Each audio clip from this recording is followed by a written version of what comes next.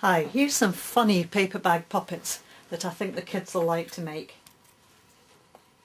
There's one or two skills that you will need for this. The first one is that if you're cutting shapes, you're going to fold and draw the shape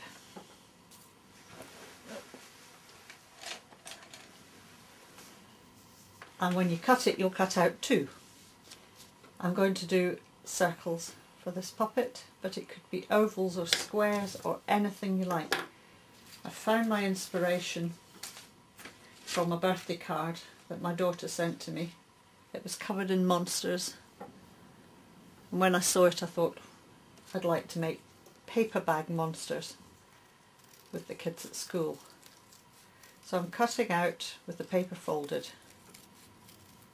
and if you fold it once you'll get two shapes, and if you fold it twice you'll get four shapes, because your monsters could have 4 eyes or as many eyes as you would like them to have. The second skill you'll need is that you're going to fold in a concertina shape. So first of all you fold a little bit back and turn it over, and fold it back again and turn it over, and fold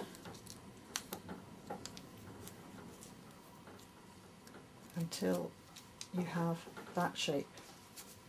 If you get quick at this, you'll be able to just fold and fold backwards and forwards, and it makes the same thing. The third skill will be curling, and you wrap the paper around your pencil, and when you've wrapped it all the way around you give it a little squeeze, and when you drop it off you'll end up with a spiral, and there it is again. Sometimes people find it easier to roll it against the table, but you can practice and decide which way you like to do it. And the fourth thing is fringing. Fringing is where you cut, but you don't cut all the way to the end.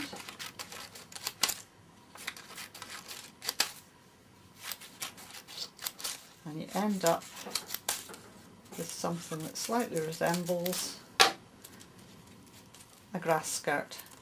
And it can be great for making eyelashes or hair or beard or grass skirt for your monster puppet.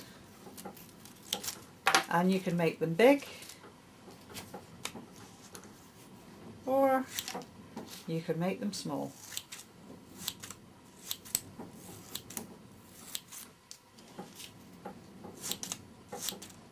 Make sure you don't cut all the way through. Okay, got all my bits now. I'm going to put them there. So I'm going to make the paper bag, unless you already have a paper bag. But this way you can choose the colour that you would like for your monster. I'm going to fold it, it's an A4 piece, and fold it in half and get the corners together carefully and flatten it down. And I'm going to put on the glue, but it's only going in little tiny dabs along the top and down the side, but not along the bottom, because your hand has to get up through that part. And press it together.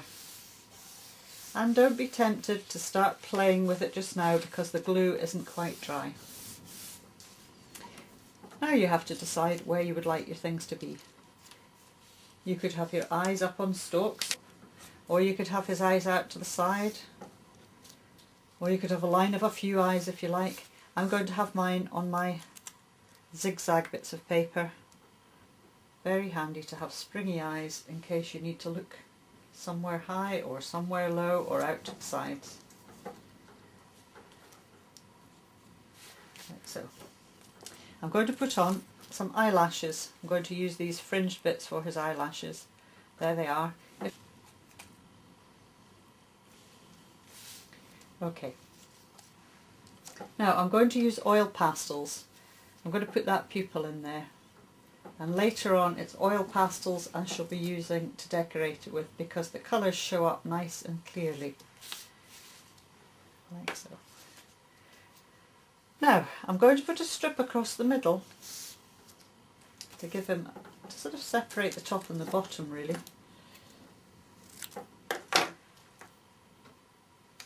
Put it on like that. And I'm going to put on some pattern. You could have straight lines, you could have tartan, like this one if you're a Scottish monster. And now he needs a nose and a mouth, and you can just use scraps of paper for that. I'm going to use the same red as I had for the body, because I'd quite like the nose to be just made of the same colour. And I'll just put a little fold, because I'm going to have his nose sticking up in the air, because he's a snooty monster.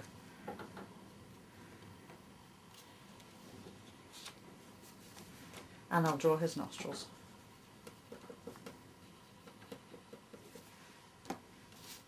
Now, what sort of mouth shall I have? I have a big square mouth, a big rectangle mouth. He might want to have blue teeth. I cut it zigzag.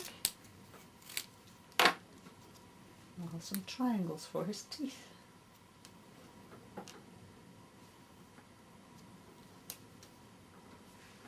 Like that. Or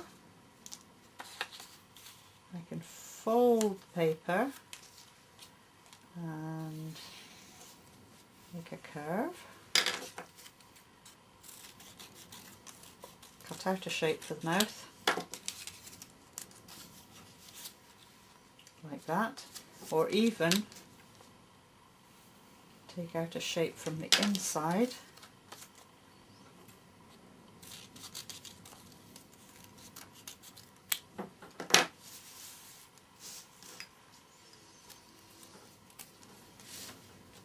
And put his mouth on like so. I wonder if this monster could have a big curly tongue that lashes out and eats insects for his tea. Maybe one of these would do. Stick it in like, yes, I'll stick it in like that.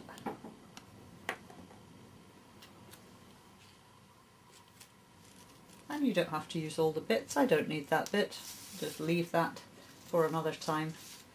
But this bit, I think, is going to be his hair behind. Like that. You can make other bits. You can add on arms. Make them the same length. You could zigzag the arms so they're springy arms. I'll have flat ones I think today. Stick it on like that. And you can cut the hands. I've got a piece, look, that was from the middle of the mouth. That would make a perfect little mitts.